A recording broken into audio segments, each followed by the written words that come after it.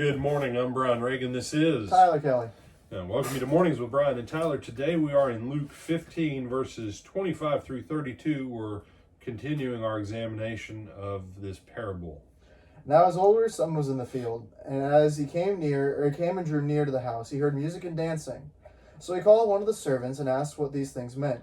And he said to him, "Your brother has come, and because he has received him safe and sound, your father has killed the fatted calf." But he was angry and would not go in. Therefore his father came out and pleaded with him. So he answered and said to his father, "Lo, these many years I have been serving you. I never transgressed your commandment at any time, and yet you never gave me a young goat, that I might make merry with my friends. But as soon as a son of yours came, who has devoured your livelihood with harlots, you killed the fatted calf for him." And he said to him, "Son, you are always with me, and all that I have is yours.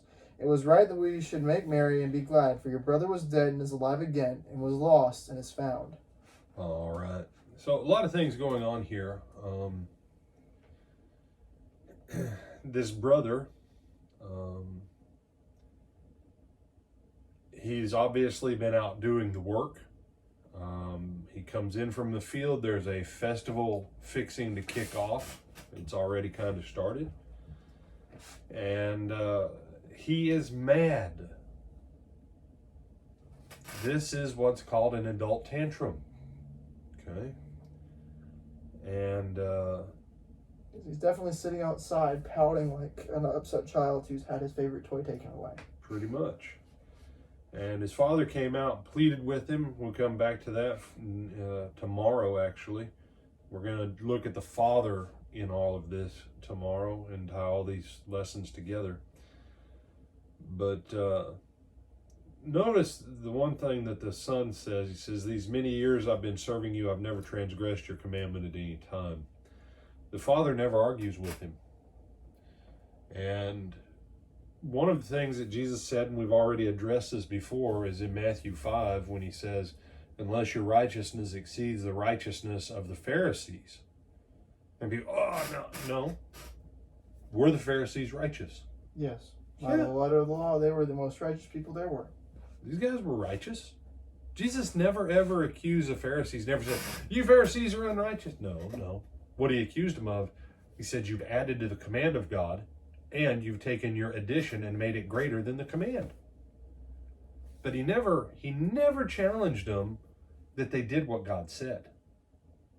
Never challenged them. And the son's point, the father doesn't argue a single thing with what the son says. Why? Because he can't. He can't. The son's factually accurate. And I want you to understand something here. Factual accuracy is not the same as truth. Some people, the older son was telling it true. Well, yeah, kind of not. Yes, what he said was factually accurate. And therefore his father didn't argue with him. Why? "You're right, son. I didn't give you any goats for you to celebrate with." Why? Well, listen to what he says. He says, "Son, you're always with me. All that I have is yours." The son didn't need the father's permission in that sense, because the moment his father divided the estate out to his brother, everything the father had belonged to the son who remained. So if that estate had doubled or tripled or quadrupled in the time that his brother was gone, guess who gets it all? Older brother. The older brother. You say, but now that the younger son's back, no. The younger son already took his inheritance. So when the father says, "Everything I have is yours," there's a point where the father's like, "Really?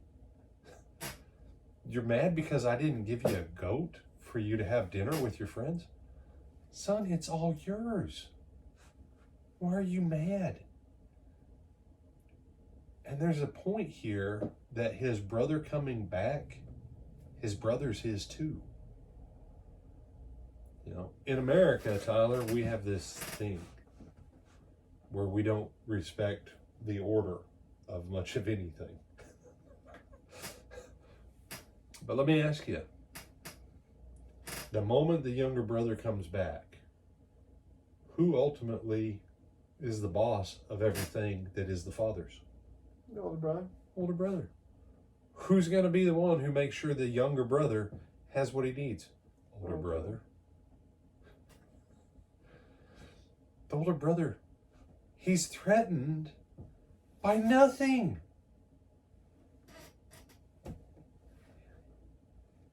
And we're going to pause with what I'm going to say now, and we're going to wrap all this up tomorrow. The Pharisees and the scribes, these guys, they're threatened by the people that Jesus has just compared to the dew in the hog pen eating family. Don't miss the truth of what Jesus just compared tax collectors and sinners. Specifically, sinners here usually carries the connotation of moral impurity due to sexual immorality and similar such stuff. He's just said, these people who were up here, they traded it out, and they've been eating the poo and the corn pieces, whatever, in the bottom of what the pigs finish processing out their backside. Why are you threatened by them? You say, oh, no. Yes. I like parables, Tyler. I like parables more the older I get, because as I read them now, I go, man, Jesus was pretty smart. I think back to a lot of the explanations I've heard in my life, and I realize why I never thought Jesus was super smart. Because the way I heard his parables explained, it's like, this is boring. As I get older, I'm like, wow, Jesus' parables hit you coming and going. And that's his point. Why are you guys threatened? You're in no danger from these people. Your position isn't in jeopardy. Why are you threatened? You have some other thoughts on this one? No, sir. Tomorrow morning we'll come back and look at some of the other sayings of the Father and his response, and we'll tie it all together. I'm Brian Reagan. This is Tyler Kelly. And we bid you good morning.